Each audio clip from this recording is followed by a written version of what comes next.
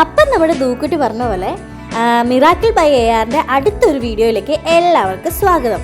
അപ്പോൾ ഇപ്പം ഞാൻ കാണിക്കുന്നത് നമ്മുടെ വിഷു എങ്ങനെ ഉണ്ടായിരുന്നു എന്നുള്ളതും ഈസ്റ്റർ എങ്ങനെയായിരുന്നു ഉണ്ടായിരുന്നെന്നുള്ളതും അതുപോലെ തന്നെ നമ്മൾ മല കയറിയത് എങ്ങനെയാണെന്നും ഒക്കെയാണ് കാണിക്കുന്നത് കേട്ടോ.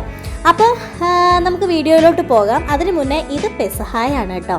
പെസഹായുടെയാണ് ഈ കാണിക്കുന്നത്. അപ്പം നമ്മുടെ കല്യാണം കഴിഞ്ഞിട്ടുള്ള രണ്ടാമത്തെ വിഷു നമ്മുടെ വീട്ടിലായിരുന്നു കേട്ടോ ഉണ്ടായിരുന്നത്, പുന്നത്രയിൽ. മിലോദ് 100 പോകുന്നുണ്ടായിരുന്നു കേട്ടോ. അവനെ അഴിച്ചു വിട്ട സമയമായിരുന്നേ. അമ്മയായിരുന്നു ഇപ്രാവശ്യത്തെ കണി വെച്ചിട്ടുണ്ടായിരുന്നത്. ഒരു പ്ലാനിങ്ങും ഇല്ലാതെ വീട്ടിലുള്ള കുറച്ച് സംഭവങ്ങളെല്ലാം കൂടെ വെച്ചിട്ടാണ് നമ്മൾ കണി ഒരുക്കിയിട്ടുണ്ടായിരുന്നത്. സാധാരണ പ്ലാൻ ചെയ്തായിരുന്നു എല്ലാം ചെയ്തുകൊണ്ടിരുന്നത്. കുറേ പച്ചക്കറികളും പഴങ്ങളും ഒക്കെ ആയിട്ടാണ് നമ്മൾ റെഡിയാക്കിക്കൊണ്ടിരുന്നത്. പക്ഷേ ഇപ്രാവശ്യത്തെ വിഷു കുഞ്ഞൊരു രീതിക്കായിരുന്നു ഉണ്ടായിരുന്നത്.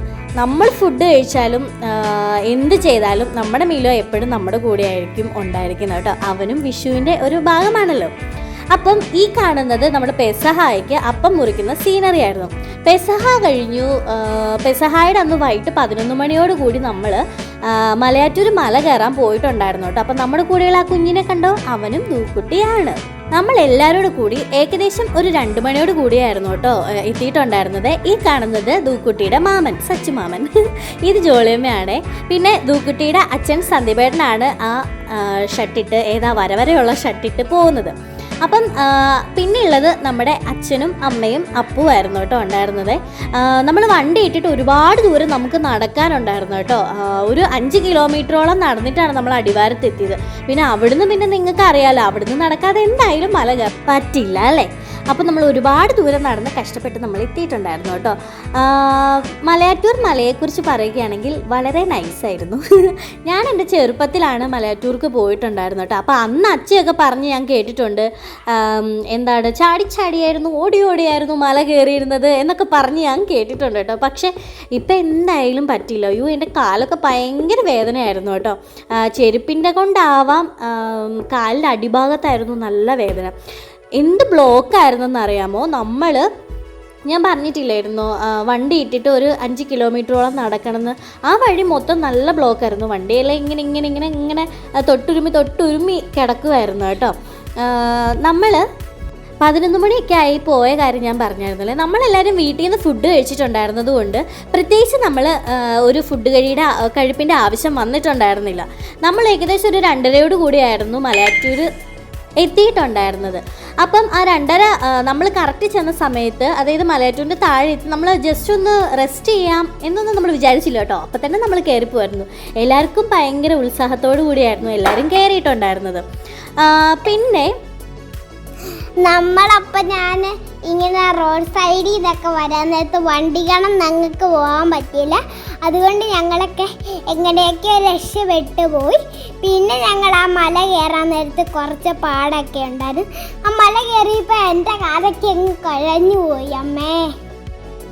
അപ്പോൾ ദൂക്കുട്ടി പറഞ്ഞ കേട്ടല്ലോ, അത് തന്നെയായിരുന്നു എല്ലാവരുടെ അവസ്ഥ കേട്ടോ. എൻ്റെയൊക്കെ കാലിന് നല്ല വേദനയായിരുന്നേ. ഉള്ളത് പറയാമല്ലോ, നമ്മൾ പറയാതിരിക്കുന്നെങ്കിൽ മറച്ചു വെച്ചിട്ട് കാര്യമില്ലല്ലോ. എൻ്റെ കാലിന് നല്ല വേദനയായിരുന്നു. ദൂക്കുട്ടിയുടെ കാലിലും വേദന ഉണ്ടായിരുന്നെന്നാണ് ദൂക്കുട്ടി പറഞ്ഞത്. അത് നിങ്ങൾ കേട്ടല്ലോ. അപ്പം എൻ്റെ ഒരു 1-2 സജഷൻ ഞാൻ പറയാം കേട്ടോ. ഞാൻ വേറൊരു രീതിക്ക് പറയുന്നതല്ല. അത്യാവശ്യം നല്ല റഷായിരുന്നു. അതായത് നിങ്ങൾക്കറിയാമല്ലോ, മലയാറ്റൂർ മല കയറാൻ വേണ്ടി ഒരുപാട് പേര് പോകുന്നതാണല്ലേ. ജനലക്ഷങ്ങളാണ് പോകുന്നത്. അപ്പം എനിക്ക് അവിടെ ഒരു കുറവ് തോന്നിയത് കുറച്ച് ടോയ്ലറ്റ് ഫെസിലിറ്റീസ് ആയിരുന്നു കേട്ടോ. താഴെ എൻ്റെ അറിവിൽ ഞാൻ ആ ഒരു ടോയ്ലറ്റ് ആയിരുന്നു കണ്ടിട്ടുണ്ടായിരുന്നത്. ഇനി അവിടെ വേറെ ഉണ്ടായിരുന്നോ എന്നറിയില്ല. ആ ഒരു ടോയ്ലറ്റ് ആയിരുന്നു ഉണ്ടായിരുന്നത്. ഭയങ്കര സ്മെല്ലെന്ന് പറഞ്ഞിട്ടുണ്ടെങ്കിൽ അന്യായ സ്മെല്ലായിരുന്നു. അത് കഴിഞ്ഞിട്ട് നമ്മൾ മല കയറി ഒരു പകുതി എത്താറായപ്പോഴത്തേനും അവിടെയും ഒരു ടോയ്ലറ്റ് ഉണ്ടായിരുന്നു കേട്ടോ. അവിടെ ഒരു ടോയ്ലറ്റ് ഉണ്ടെന്നുള്ള കാര്യം നമുക്ക് ഒരു കുറേ താഴ്ന്ന് കയറി വരുമ്പോൾ തന്നെ നമുക്ക് മനസ്സിലാവും. അതുപോലെ സ്മെല്ലാണ്. പിന്നെ അവിടുന്ന് നമ്മൾ കയറി വന്നു കഴിഞ്ഞ് മലയുടെ പൊക്കത്ത് വന്നു കഴിയുമ്പം അവിടെയും ഇതുപോലെ തന്നെ റെസ്റ്റ് റൂംസും കാര്യങ്ങളും ഒക്കെ ഉണ്ട്. പക്ഷേ ഭയങ്കര സ്മെല്ലാണ് അവിടെ എല്ലാം.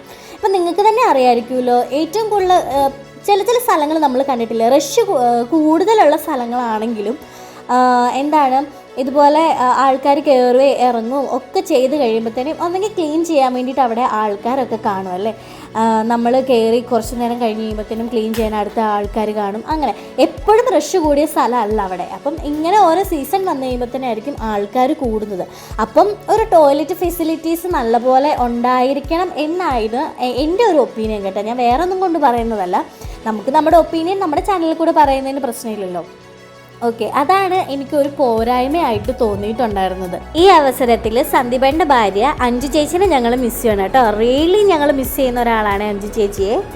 അപ്പോൾ ഇനി വേറൊരു വീഡിയോയിൽ ചേച്ചി വരുന്ന സമയമാണെങ്കിൽ ചേച്ചീനെ കൂടെ ഞങ്ങൾ ആഡ് ചെയ്യാം കേട്ടോ. ഇവിടെ നിന്ന് ഒരു 5:30-6 ആയപ്പോൾ തിരിച്ചായിരുന്നു കേട്ടോ റിട്ടേൺ വീട്ടിലേക്ക്. അവിടുന്ന് പിന്നെ ഫുഡും ഒക്കെ കഴിച്ച് അവർ വണ്ടി സെറ്റിൽ ചെയ്യുന്നതാണ് ഇപ്പോൾ നിങ്ങൾ കണ്ടത്. റെൻ്റലായിരുന്നു. പിന്നെ നിങ്ങൾ കണ്ടല്ലോ സച്ചുമാമനായിരുന്നു വണ്ടി ഓടിച്ചിട്ടുണ്ടായിരുന്നു കേട്ടോ.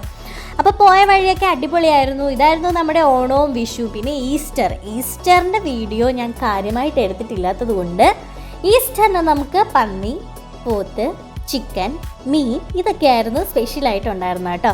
അപ്പം ഇത്ര ഉണ്ടായിരുന്നുള്ളൂ നമ്മുടെ വിഷുവും ഈസ്റ്ററും ദുഃഖവെള്ളിയും പെസഹ വ്യാഴവും ഒക്കെ കേട്ടോ. അപ്പം അത്രയും ഉണ്ടായിരുന്നുള്ളേ.